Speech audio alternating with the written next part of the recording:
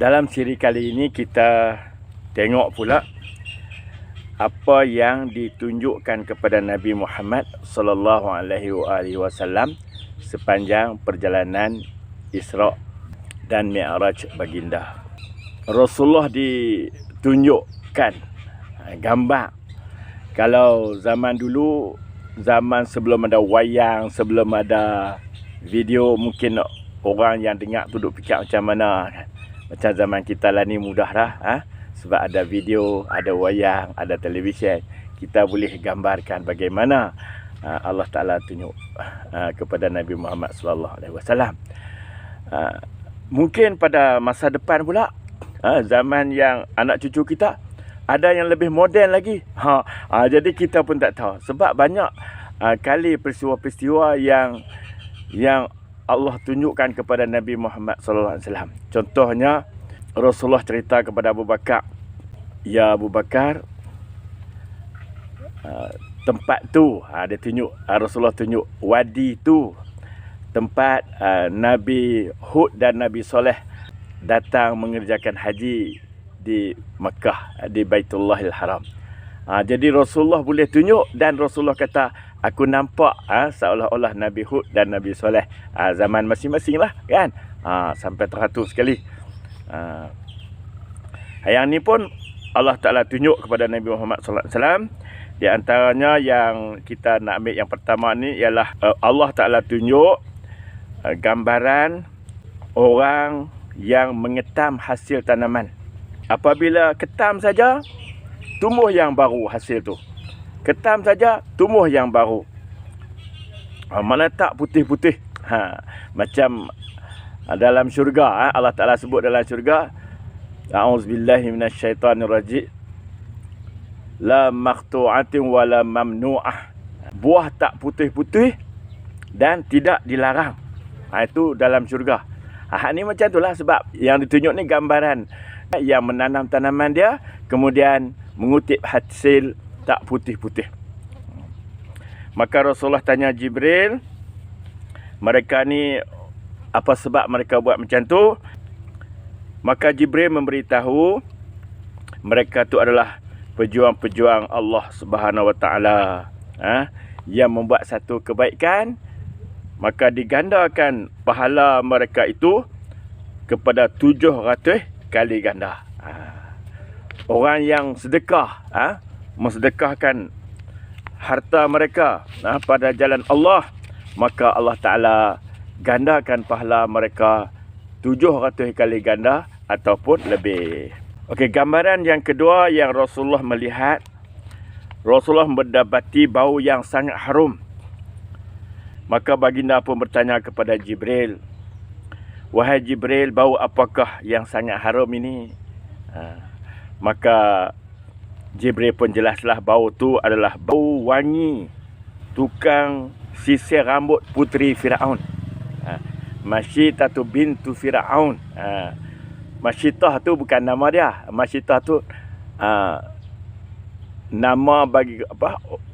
Tukang sikat, tukang sikat rambut, anak ataupun puteri Firaun. Satu hari Masyitah ni dia sikat rambut, tiba-tiba sikat rambut tu jatuh. Bila sikat rambut tu jatuh, dia kata apa? "Bismillah, ta'isa Firaun." Binasa Firaun. Dengan nama Allah, binasa Firaun. Jadi puteri Firaun ni pun tanyalah, "Awak ada Tuhan lainkah daripada pak aku?" Dia kata, "Ada." "Macam mana kalau aku habaq pak aku?" Dia kata, "Habaq lah, tak apa, boleh." Maka Firaun pun dengar puteri dia habaq macam tu, dia pun marah. Dia marah, dia panggil. Dia tanya, "Ada Tuhan lainkah?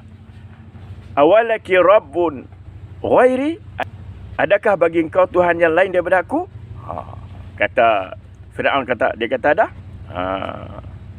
Maka dia marah dia, marah dia. Siapa dia? Dia kata, "Na'am, ya, ada Rabbi wa Rabbukallah, Tuhan aku dan Tuhan kamu, Firaun." Firaun pun marah dan dia suruh dia patu kembali kepada agama asal mereka, menyembah Firaun, dan suruh suami dia pun dan juga 2 orang anak dia supaya kembali keluar daripada agama Nabi Musa AS. Maka mereka tak mau keluar dan mereka pun dihukum. Dihukum seperti mana yang kita selalu duduk dengar cerita lah. Maka dimasakkan minyak yang panas, kemudian dipaksakan mereka masuk dalam kawah tersebut, maka matilah. Tapi bila sampai nak lempar anak yang kecil, yang masa tu masih lagi menyusu, yang belum lagi boleh berkata-kata, Masyidah pun rasa hati dia goyah lah sikit. Anak kecil ni kan? Tiba-tiba Allah Ta'ala bagi budak tu boleh bercakap. Dia kata, "Duhai ibuku, terjunlah ke dalam dalam kawah tu, usah khawatir, kerana kita berada dalam jalan yang benar." Maka dia terjun. Jadi syahidlah Masyidah dan keluarga ni. Maka kubuknya tu berbau wangi. Kubuknya berbau wangi sehingga Rasulullah tercium bau dia pada malam Isra' dan Mi'raj. Maka kita fahamlah kita bahawa mempertahankan iman dalam orang yang saat-saat mati yang itu genting mendapat sampai derajat mati syahid.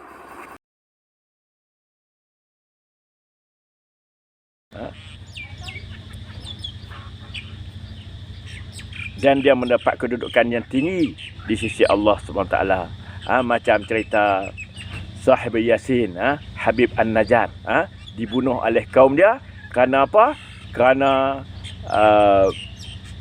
mempertahankan imannya, mempertahankan imannya, dan dia dibunuh oleh kaumnya dengan pijak dia sampai terburai perut dia. Maka Allah Ta'ala berkata, "Qila dakhulil jannah," dikatakan kepadanya, masuklah kamu ke dalam syurga, kerana nak mempertahankan iman. Pagi masuk Islam, beriman dengan 3 orang Rasul, kemudian petang dia syahid, terus masuk syurga.